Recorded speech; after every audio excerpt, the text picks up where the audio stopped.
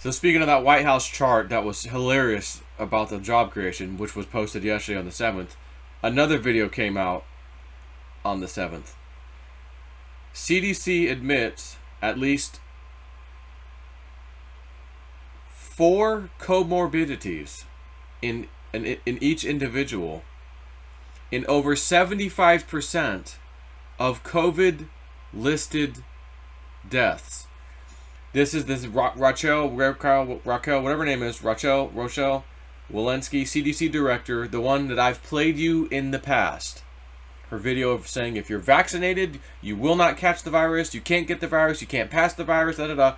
And then I said that was back in early 2021. Here it is, and I played it. I showed you out of her mouth.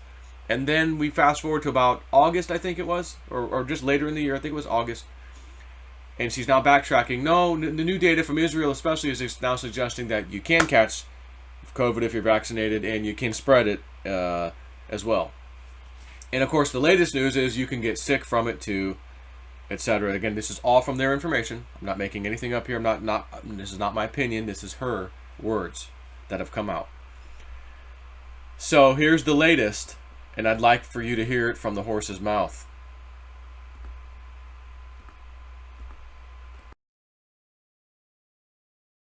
Illness.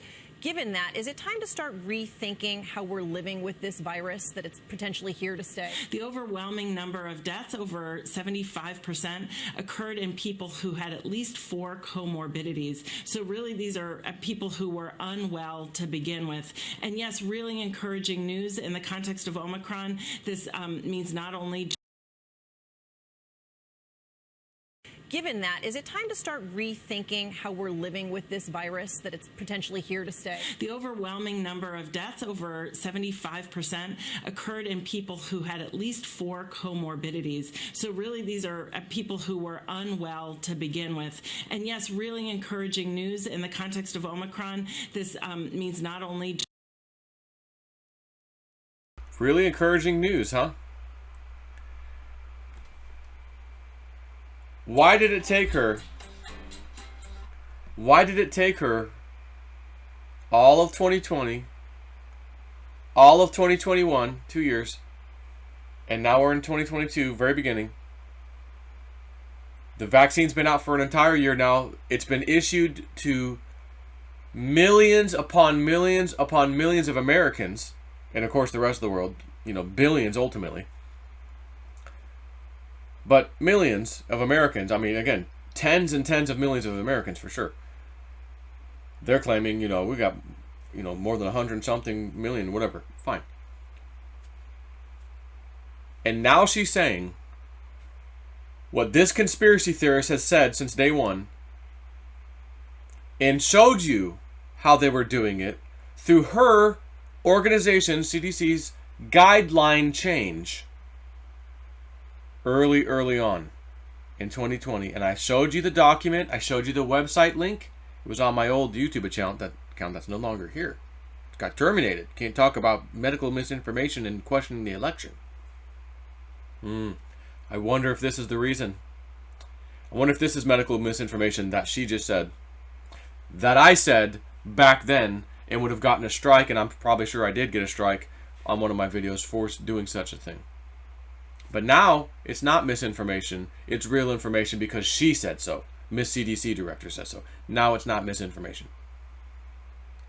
And who are the fact checkers? Opinionated people, according to Facebook. That's who they all use, people with their own opinions. But we value their opinions more than anyone else, so we let them decide. Yeah. That's not communism. No, not at all. Anyways, the CDC, I'll remind you, the CDC changed the guidelines for viral outbreaks for the first time in their history of viral outbreaks. I went back, found different ones, and I said, okay, I'm going to go with Zika. Frequently asked questions on the CDC site.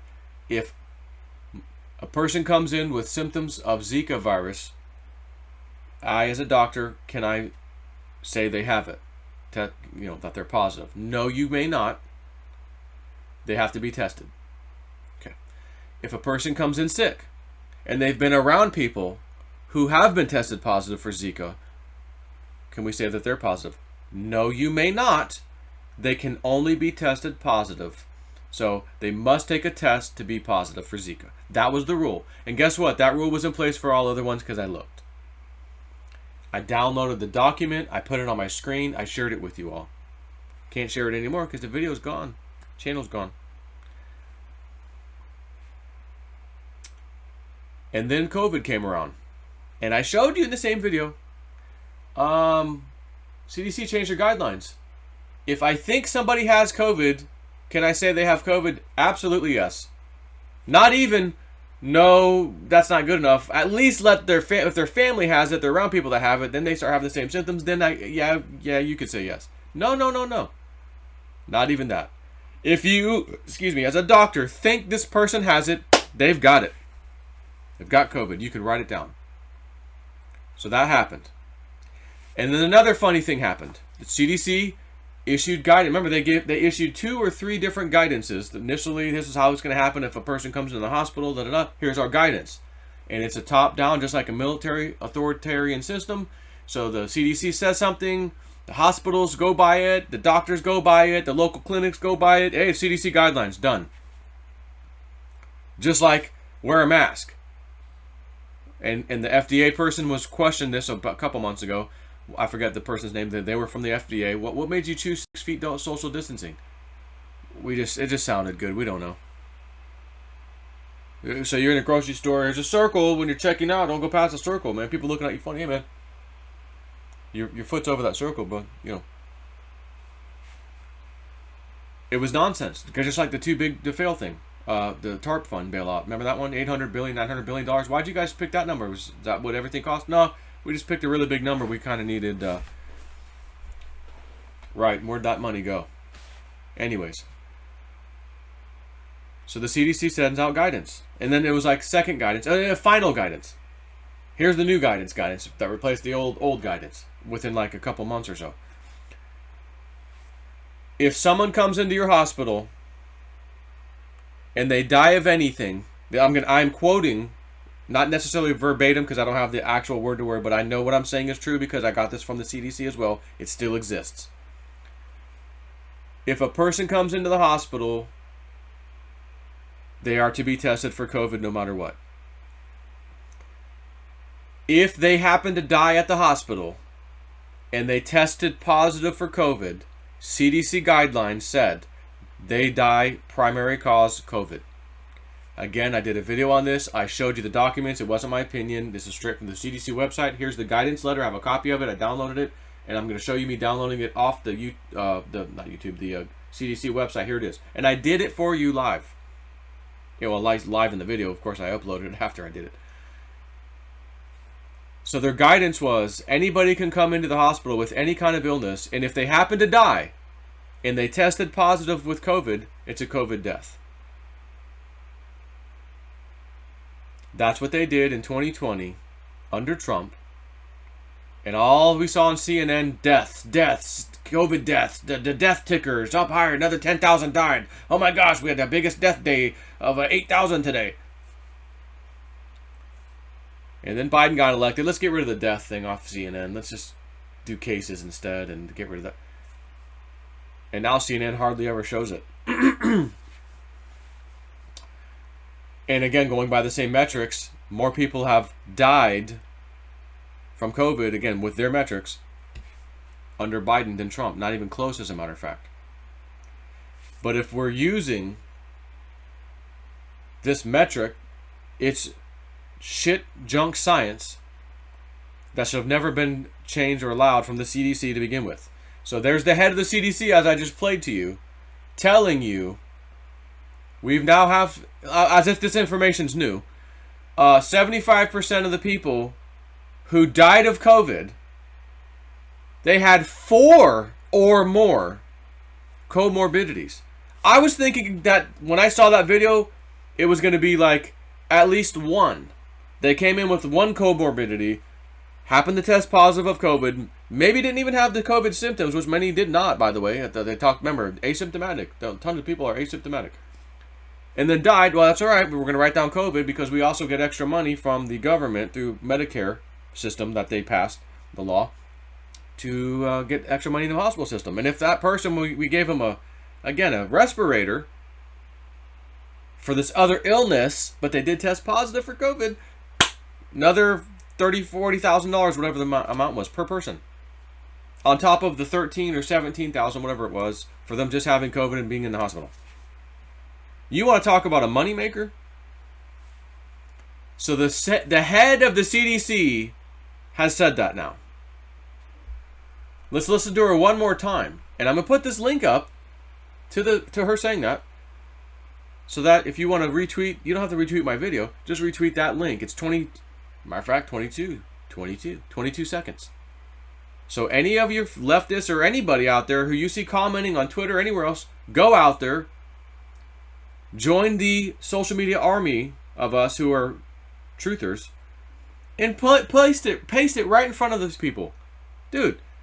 Because if you go to some other, well, that's a right-leaning website, I don't care what they have to say. Yeah, but they're posting a link to that lady. Oh, I don't care. I don't go to that website. It's Alex Jones' website. I don't go. Okay, fine.